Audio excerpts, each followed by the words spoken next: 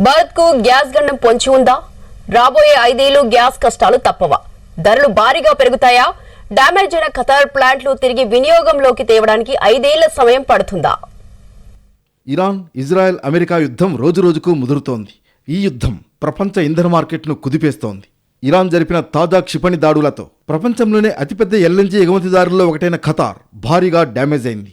ఖతార్లోని Ross Laffan industrial సిటీపై జరిగిన ఈ అటాక్స్తో ఆ దేశ ఎగుమతి సామర్థ్యం 17% డౌన్ అయింది. దీంతో ఖతార్కు ఏటా సుమారు $20 బిలియన్, అంటే దాదాపు ₹180,000 ఆదాయ నష్టం వాటిల్లబోతోంది. దాడుల్లో ప్రధానంగా ఎల్ఎన్జీ ఉత్పత్తి యూనిట్లైన ట్రైన్ 4, ట్రైన్ 6 తీవ్రంగా దెబ్బతిన్నాయి. వీటి ద్వారా ఏడాదికి 12.8 మిలియన్ టన్నుల ఉత్పత్తి నిలిచిపోయింది. ఈ భారీ నష్టాన్ని పూడ్చుకోవడానికి, దెబ్బతిన్న ప్లాంట్లను పునరుద్ధరించడానికి కనీసం 5 ఏళ్ల సమయం పడుతుందని అధికారులు అంచనా వేస్తున్నారు. దీంతో కొన్ని దీర్ఘకాలిక ఒప్పందాలపై ఖతార్ ఫోర్స్ మెజ్యూర్, అంటే అనివార్య కారణాల వల్ల సరఫరా నిలిపివేత ప్రకటించాల్సి వస్తోంది.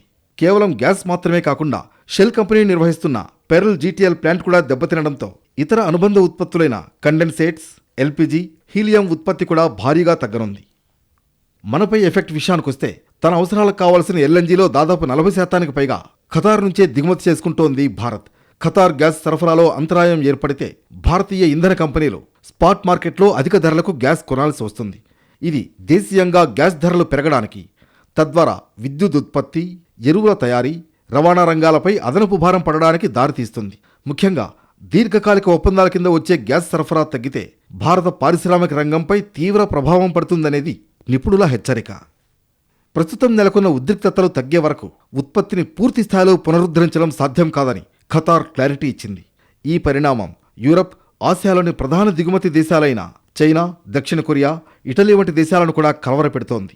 ప్రపంచ ఇంధన సరఫరాలో ఖతార్ కీలక పాత్ర పోషిస్తున్న వేళ ఈ దాడి ప్రభావం అంతర్జాతీయంగా గ్యాస్ ధరల పెరుగుదలకు సంకేతంగా కనిపిస్తోందంటారు నిపుణులు.